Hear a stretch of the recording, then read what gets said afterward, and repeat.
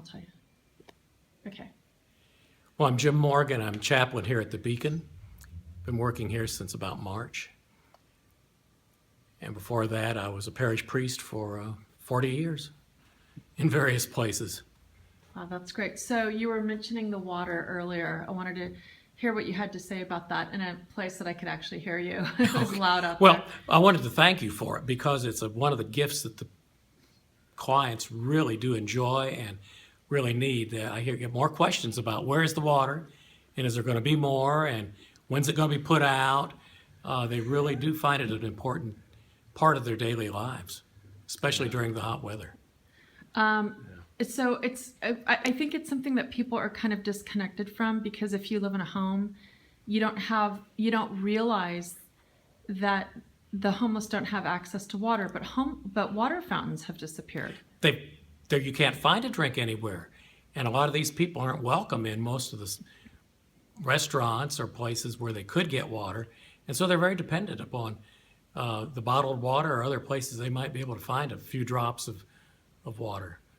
But they all carry them around in their backpacks. Mm-hmm. And they carry multiple bottles of it because they need it. So when a homeless individual leaves here, I mean, so you guys allow them to take 2-3 bottles. I mean, what does somebody need when they leave here, and like the heat of the summer? It's not that you don't need water in the winter, but a Houston Well, actually, summer. they do need it in the winter because people get dehydrated, even in the cold, windy days. So, I mean, I still see them carrying them around.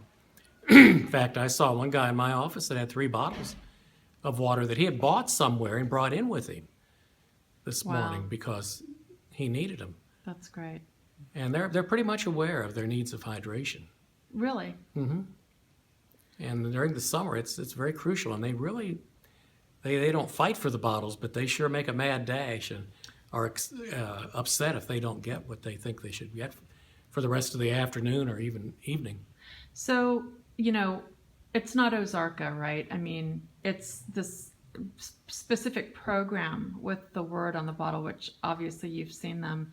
I mean, what do you think of the words on the bottle? I mean, what does that do for you? And then what do you see that doing for the homeless that are consuming it and taking the bottles? Well, I think they read them. And actually, there's a big misconception that a lot of the homeless aren't very well educated and don't pay attention to written things. But a lot of them are exceedingly literate and know exactly what's going on and and read and understand everything they see. And how do you think the words are impacting those folks that are homeless? Well, I think probably it's different on a given day. I think like right now, all the turmoil about the elections, they're interpreting things a little differently.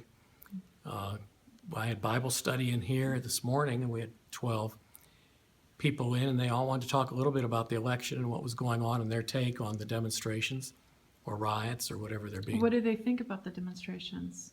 They didn't think they were very productive. Mm-hmm. And I think they were pretty evenly divided between supporters of Clinton or Trump.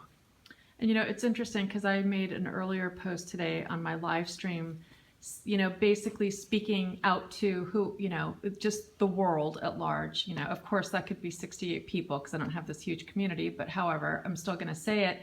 I would love to see some of that passion and vim and vigor that's coming from the protesters focused and funneled to the homeless, because I feel that people should be as outraged that we have women and children and veterans and anybody homeless in the United States. And these numbers have skyrocketed. I mean, there's a crisis of homelessness. I see this as I travel across different parts of the country. But if you go to New York, and California and New York, the East and West Coast are not just California, because you have a lot of homeless in Oregon and Washington State also, but it's the East and West Coast. It's a crisis. I mean, if you go to Los Angeles, there are 100,000 people living on the street, but it's not just mentally ill. If you want to throw your passion into something, we certainly need a better system for our mentally ill. That's separate. They may be homeless, but it doesn't include the people that have just fallen into such intense poverty that they now are without a place to live. And that was kind of something that I had said earlier today, was just, why don't we protest the fact that we have homeless Americans living on the street? And it sounds like the homeless agree. Well, I think that's a very good question. We generally try to protest things that are going to affect us, and people live in a state of denial that homelessness is ever going to affect them personally. And so they also try to hide it. They don't want to see it. I mean, they try to walk by the homeless on the side of the street as fast as they can so that they don't have to deal with it emotionally. Whether the emotions are from a fear factor or just where they're afraid of where they may end up themselves. So they want to just pretend it doesn't exist. And It's like the monkeys, yeah. they want to put on these emotional blinders. And it's interesting because as it relates to this particular protest, which has to do with an election that, was a fair and balanced election with a particular outcome that isn't popular with some people, you can't change that. So that's done. In 4 years, people I don't can think try- some of the protesters understand that that's done. Well, I guess and my point really is just if you're going to protest, let's protest something right now that we can actually effectuate a change with. I mean, the election is over, and it's just really hard. Again, anybody who's working in this space knows how much daily work goes into it. And and I'm always saying I wish people cared more about the homeless, but there are many amazing groups of people that have garnered and galvanized themselves about saving, minnows that are on the verge of extinction.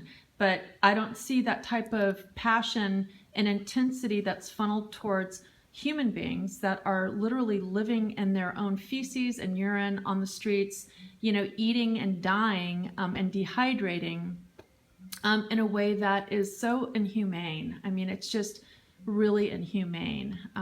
But we can change that. I believe it's something we can change. Well, I think it's something easier to change than some of the huge environmental issues that will take centuries to change one way or the other. And I consider this an environmental issue. Yes. I was really very distressed when I heard that the man who was elected sheriff here in Harris County has said he's not going to emphasize the police and the sheriff picking up and jailing all the mentally ill anymore. When the reality is that law enforcement is one of the main ways that the mentally ill receive care. Get connected. Yeah, with the system. And he's wanting to stop that completely or minimize it. So what are these people what's going to be the first level of care for them? The Beacon. Well, the Beacon. You and Mike. This is the answer right here. I think it kind of it always comes down to the communities and the good people in the communities that are, doing what they can do to make the world a better place. And that world doesn't have to be the world-wide stage. It can just be your own block, or your own house or your own neighborhood. That's how to fight it. Well, I think Christ Church Cathedral really recognizes that. That's one of the reasons they have this huge ministry here at the Beacon, because they do Yeah. believe they need to minister to everybody who's on their doorsteps. And literally, Yeah. we are on their doorstep. We are part of their building, actually. And these people are on the doorsteps of the cathedral. And the cathedral wants to reach out to them. I think And you do. I they're think very it's serious amazing. about that. So I have little battery left, so I'm going to sign off now because I don't want it to just die off and have it be an abrupt ending. So thank you. Thank you. And Good God- chance to God- meet you. I know you're in the Thank you for business what of you do. blessing. You're in the business of blessings, but God bless you. And thank you for Well, everything that. Thank you for what you do. And Thank you. people really appreciate what you're doing with the water. I would say it's one of the most noticed and recognized ministries and offerings that we see here, Thank you. and people appreciate it. I will share this with my board. They'll be happy to hear. I have an amazing board, a very tiny team, the board and our staff, which is like 3.5 of us. So I'll share this video with them. Okay. Great. Well. All right, there's Mike again. Okay. Say Time to go. goodbye. Bye. Okay.